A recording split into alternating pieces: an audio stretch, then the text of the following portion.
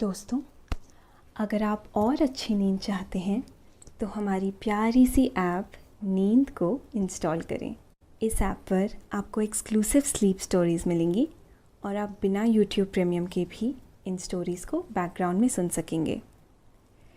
Install करने के लिए आप हमारी वेबसाइट neend.app पर ज़रूर आइए और अच्छी कहानियाँ, स्लीप म्यूज़िक, कुछ टिप्स सुनने के लिए इस चैनल को सब्सक्राइब कीजिए। नमस्कार, मैं हूँ शांभवी और आज मैं आपको सुनाने जा रही हूँ पुराणों से प्रेरित महादेव की बहन देवी असावरी की कहानी। ये कहानी आपके मन को शांत करके आपको एक गहरी नींद में ले जाएगी। दुनिया भगवान शिव को तो बहुत अच्छे तरीके से जानती है, परंतु भगवान शिव से जुड़ा एक ऐसा पहलू है जिससे दुनिया अभी तक परिचित नहीं है। यह पहलू भगवान शिव की एक हैरत अंगेज कहानी से जुड़ा हुआ है। कोई शायद ही यह बात जानता होगा कि भगवान शिव की एक बहन भी थी। जी हां, आपने ठीक सुना, भगवान शिव की एक बहन भी थी जिसका नाम था देवी असावरी। अब आप ये सोच रहे होंगे कि जिन भगवान शिव का अस्तित्व जन्म और मरण से भी परे है, उन भगवान शिव की कोई बहन किस प्रकार हो सकती है। परंतु शास्त्रों और पुराणों की बात करें तो एक पुराण ऐसा है जो भगवान शिव की इस कहानी का उल्लेख करता है। शिव पुराण के अनुसार ये बात पूर्णतः सत्य है कि उनकी एक बहन भी थी, जिन्हें उन्होंने माता पार्वती के कहने पर अपनी माया शक्ति का प्रयोग करके बनाया था।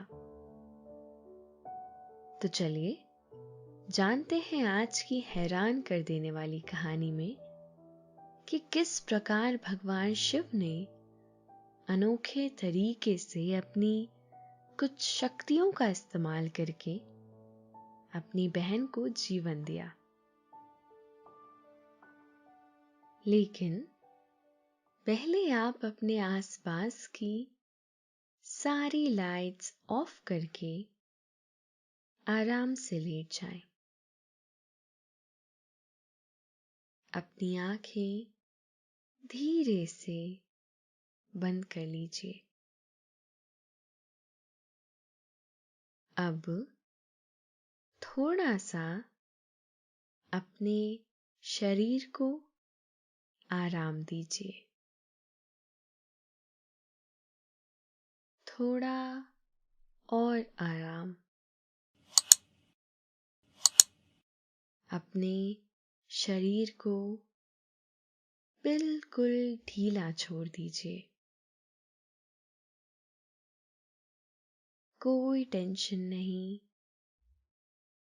कोई तनाव नहीं। अपने दिमाग में चल रहे सभी विचारों को, चिंताओं को त्याग दें। एक शांति सी महसूस करें। सारी नेगेटिव, सारी पॉजिटिव विचारों को धीरे धीरे निकाल दें। हाथों को सीधा करें और अपनी कमर के साइड में रख लीजिए। अब अपनी सांस पर ध्यान लगाएं। इसको धीमे या तेज नहीं करना है,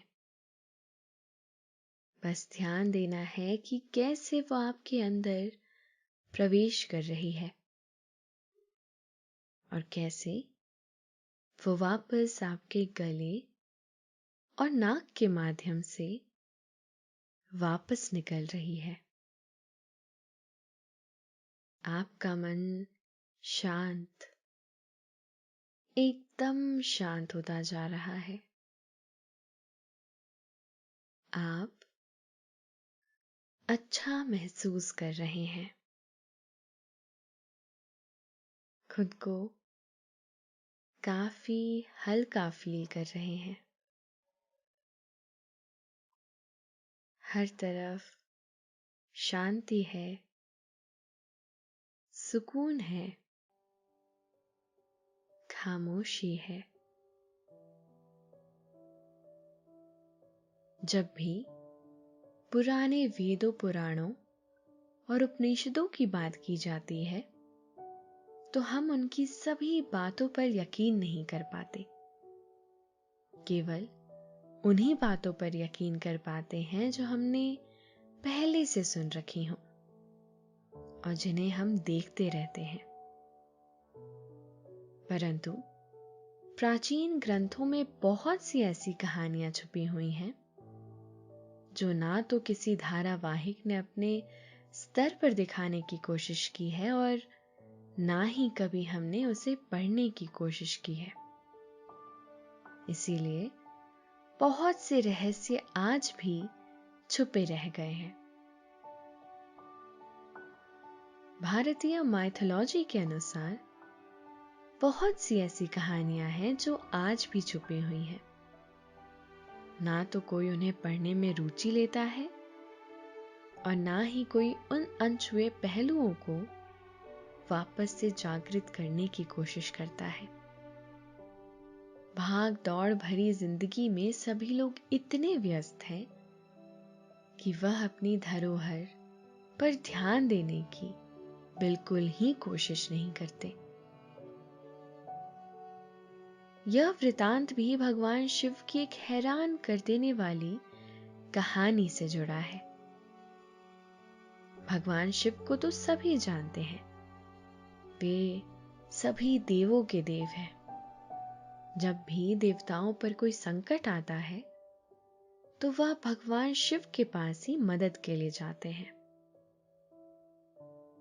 पर कोई यह नहीं जानता कि भगवान शिव की एक बहुत प्यारी बहन भी थी, जिसे बनाने के पीछे भगवान शिव ने एक लीला रची थी। उनका नाम देवी असावरी था। भगवान शिव का अस्तित्व जन्म और मरण से भी परे है। वह आदि योगी और आदि पुरुष हैं। परंतु यदि हम पुराणों की बात करें तो उनमें यह उल्लेख मिलता है कि किस प्रकार भगवान शिव ने देवी असावरी को माता पार्वती के कहने पर अपनी माया शक्ति के प्रयोग से बनाया और माता पार्वती का संकट भी दूर किया था। यह बात उस समय की है जब भगवान शिव और माता पार्वती की शादी हुई थी। शादी में सभी लोग मग्न हो गए थे। चारों ओर इतनी धूमधाम और इतना हर्षोल्लास था कि जिसकी कोई कल्पना भी नहीं की जा सकती थी। सभी देवता और पूरा हिमालय भगवान शिव और माता पार्वती के शादी की खुशियों में डूब चुका था। दूर दूर से विमानों पर देवता सवार होकर भगवान शिव और माता पार्वती का विवाह देखने के लिए आए थे। नाग, यक्ष, किन्नर, देवता, भूत और भगवान शिव के प्रिय सभी भक्तजन भी उस समय वहां पर उपस्थित थे। जब भगवान शिव माता पार्वती के साथ शादी करके उनके साथ कैलाश पर्वत आए तो माता पार्वती भगवान शिव के साथ आनंद पूर्वक रहने लगी। उन्हें कैलाश पर्वत पर किसी प्रकार की कोई कमी न थी। दोस्तों, अब से आप bed time stories, guided meditations, relaxing music, इन सब का आनंद नींद ऐप पर ही उठा सकते हैं। महादेव ने माता पार्वती के सम्मान में कोई कमी नहीं छोड़ी थी, परंतु माता पार्वती ये भी जानती थी कि वह क्या करने जा रही हैं। वे ऐसे अवघड़ सन्यासी और बैरागी पुरुष को अपने पति रूप में स्वीकार कर चुकी हैं, तो उनकी जीवन शैली भी वैसी ही होगी और उनके आसपास के लोग भी उनके अनुसार ही होंगे।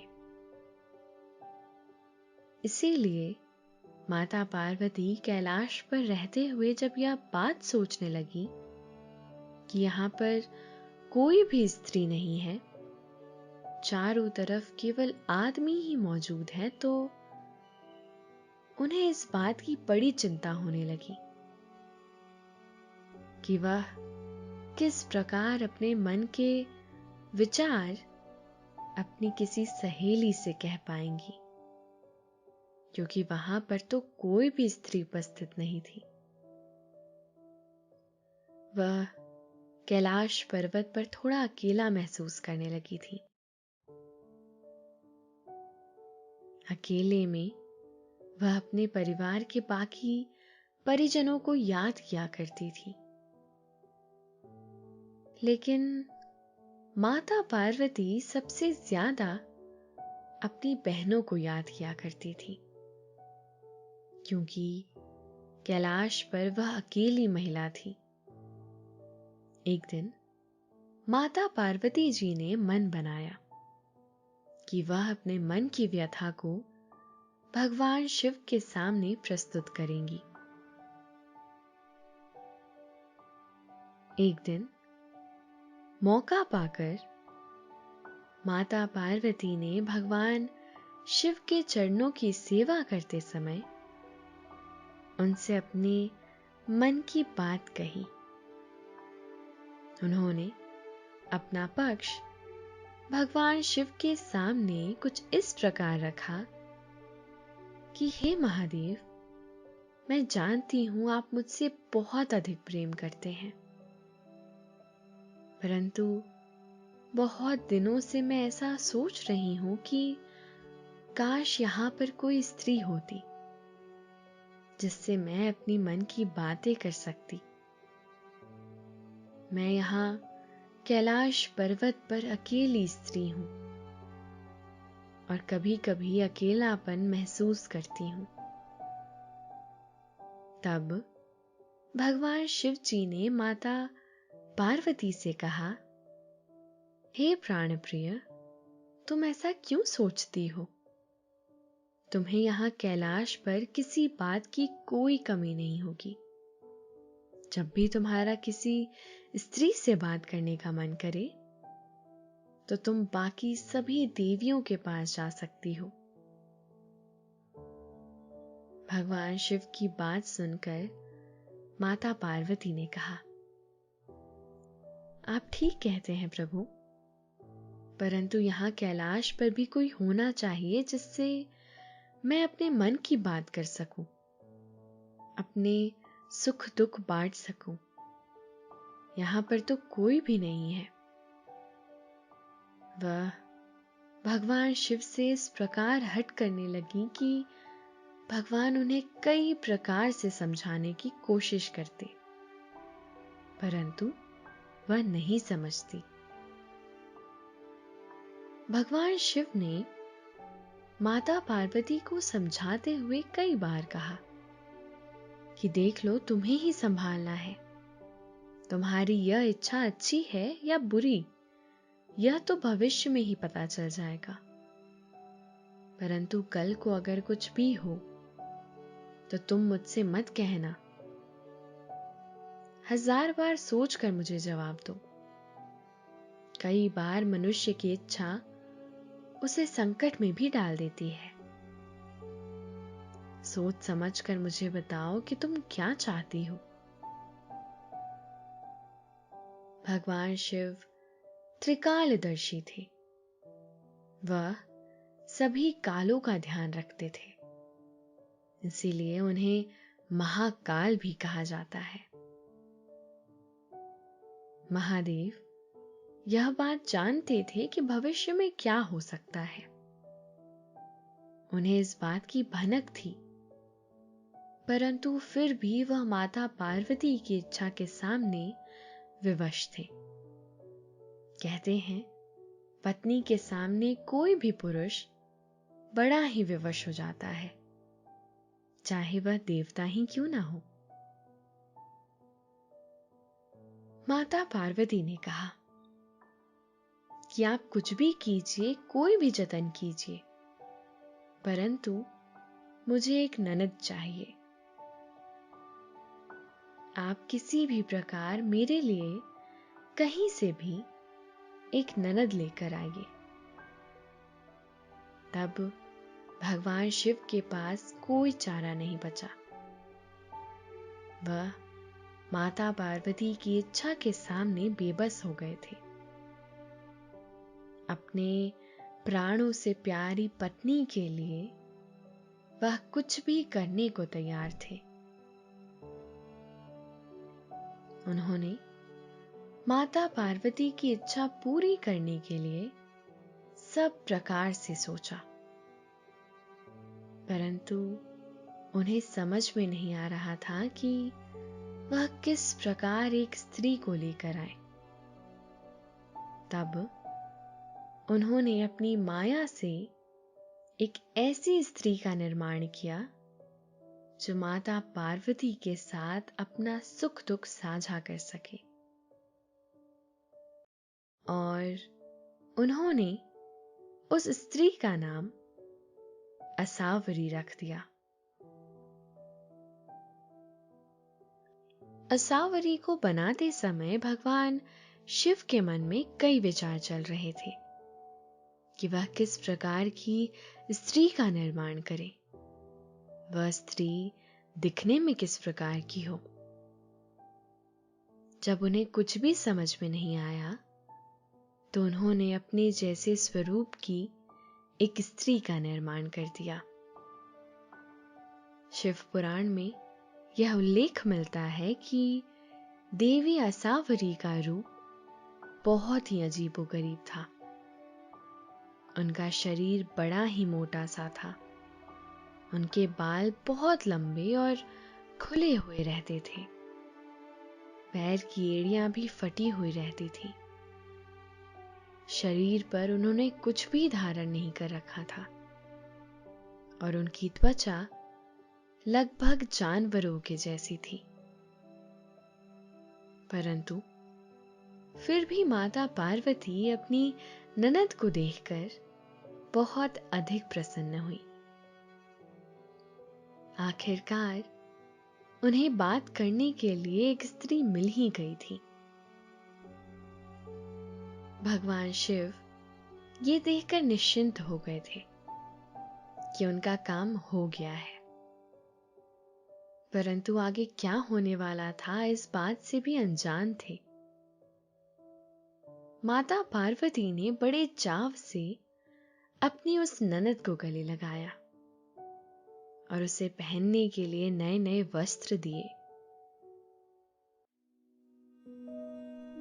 दोस्तों, अब से आप bed time stories, guided meditations, relaxing music, इन सब का आनंद नींद ऐप पर ही उठा सकते हैं। देवी असावरी ने एक दिन माता पार्वती से कहा कि मुझे बहुत अधिक भूख लगी है, कृपया करके आप मेरे लिए कुछ लेकर आइए, कुछ खाने के लिए दीजिए।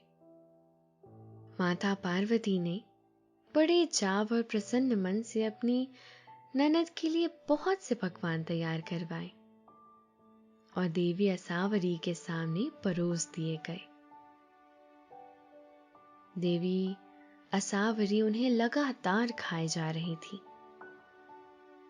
परंतु उनकी सुधा तृप्त नहीं हो रही थी।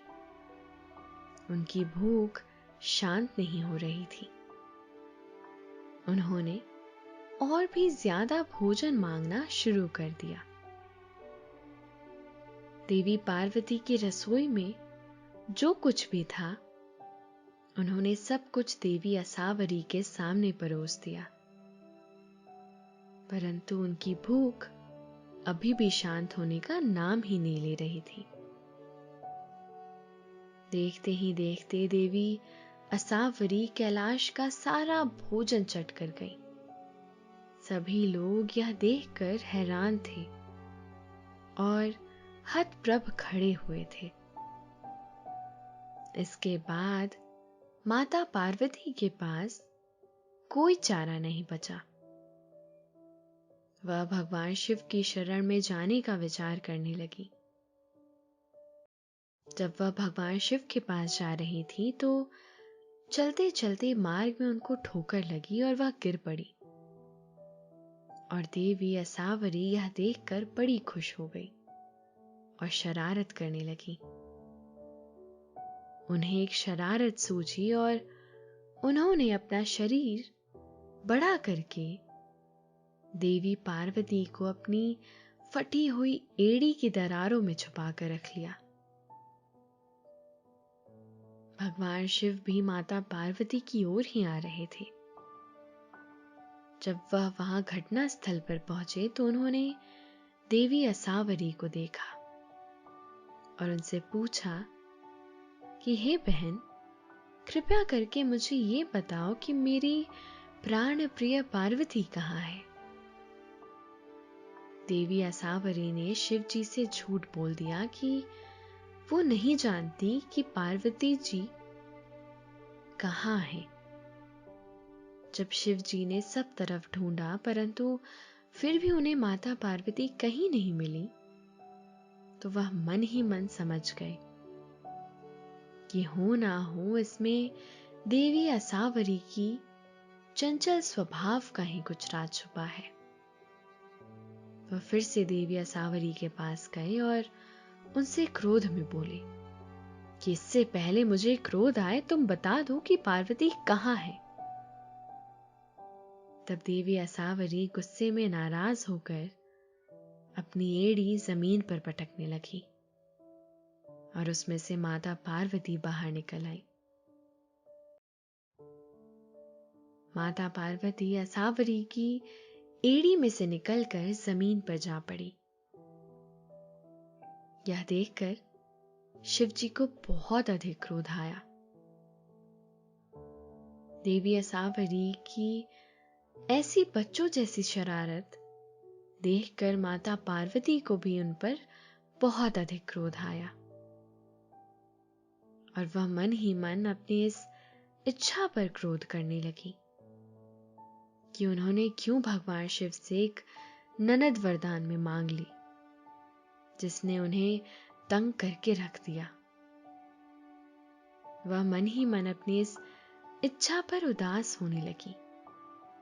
उन्होंने भगवान शिव से प्रार्थना की कि हे प्रभु, आप मुझे मेरी उस इच्छा के लिए क्षमा कर दीजिए। मैं नहीं जानती थी कि ऐसा कुछ भी हो सकता है। कृपा करके आप मुझ पर उपकार कीजिए और देवी असावरी को किसी भी प्रकार सुधार दीजिए। उनमें बदलाव कर दीजिए, कुछ ऐसा मार्ग बताइए कि उनके व्यवहार में परिवर्तन आ जाए और वह इस तरह हमें परेशान ना करे।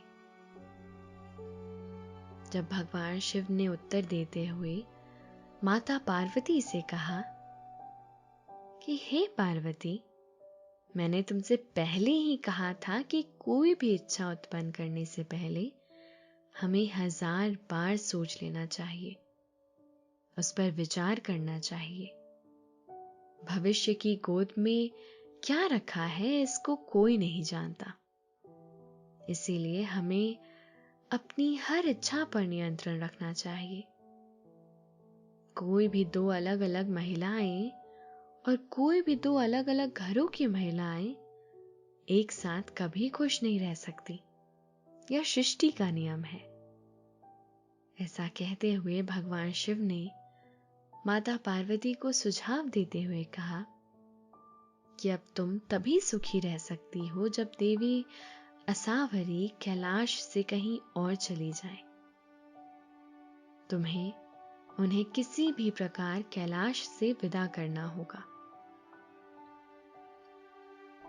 माता पार्वती वैसे तो मन ही मन सोच रही थी कि आखिर क्यों उन्होंने भगवान शिव को मजबूर करके एक ननद उत्पन्न करवाई और फिर इस तरह उन्हें उसे कैलाश से विदा करना पड़ रहा है।